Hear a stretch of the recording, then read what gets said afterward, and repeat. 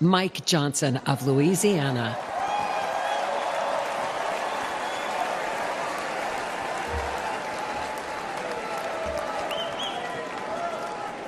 Good evening, my friends. What an amazing crowd, and what a great time it is to unite our party and to send President Donald Trump back to the White House. That's what we're going to do. But we're not just uniting as Republicans. We're uniting today as Americans in the wake of the assassination attempt on the life of President Trump. Everyone hear me clearly and listen to me at home and make no mistake. The House is conducting an immediate and thorough investigation of these tragic events.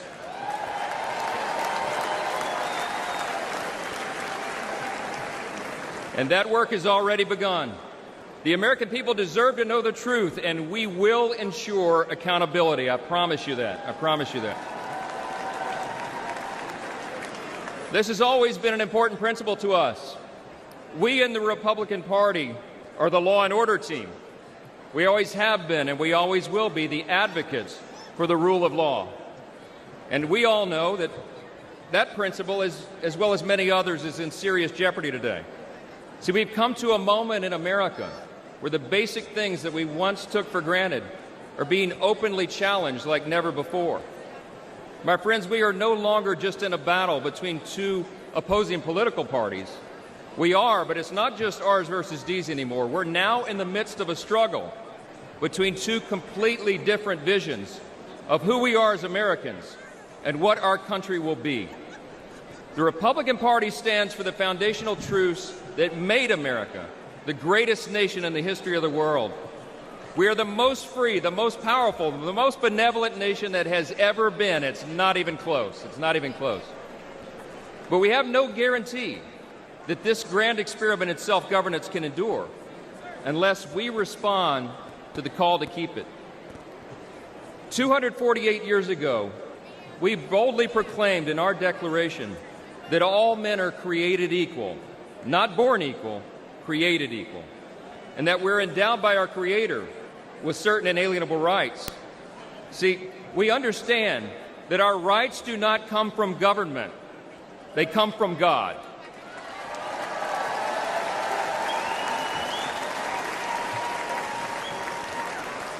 There's another thing that we recognize. We recognize that we are made in His image. And because of that, every single person has inestimable dignity and value. And your value is not related in any way to the color of your skin, what zip code you live in, where you come from, what your talents are, or what you can contribute to society. Your value is inherent because it is given to you by your Creator. That's what we stand for.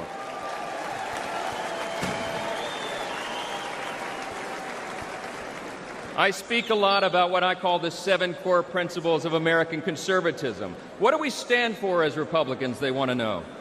I think it boils down to a few things: individual freedom, limited government, the rule of law, peace through strength, fiscal responsibility, free markets, and human dignity.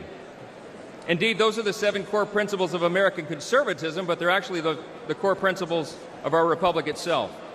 And while they resonate in our hearts and in the hearts of most Americans, listen to me, the radical, woke, progressive left has disdain for those principles, all right?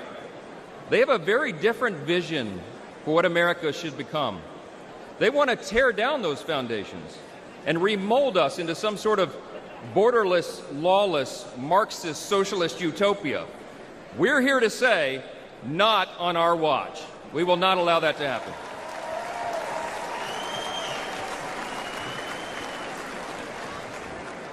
It was just 3 weeks ago that Kelly and I dropped off our oldest son at the Naval Academy.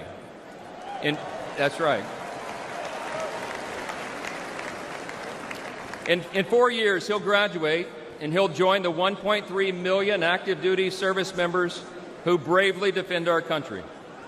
We're so proud of Jack and all our children, but like most parents today, we're concerned about their future. America can't risk 4 more years of Joe Biden's weakness that has invited so much aggression by our enemies. We can't survive the dramatic increases in violence, crime, and drugs that the Democrats' policies have brought upon our communities. And we cannot allow the many millions of illegal aliens they've allowed to cross our borders to harm our citizens, drain our resources, or disrupt our elections. We will not allow it.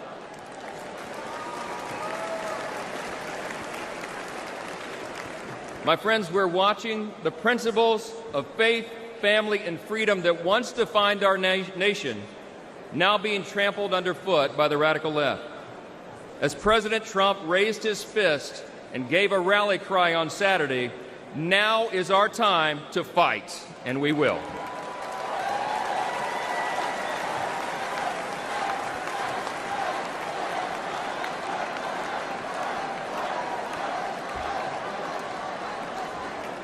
We're in a fateful battle of ideas, my friends, and we have to recognize that. But in this battle, and in November, the American people will reject the party of self-destruction, and they will elect the party of peace and prosperity and opportunity. The GOP will grow our House majority, we will take back the Senate, and we will return Donald J. Trump to the White House.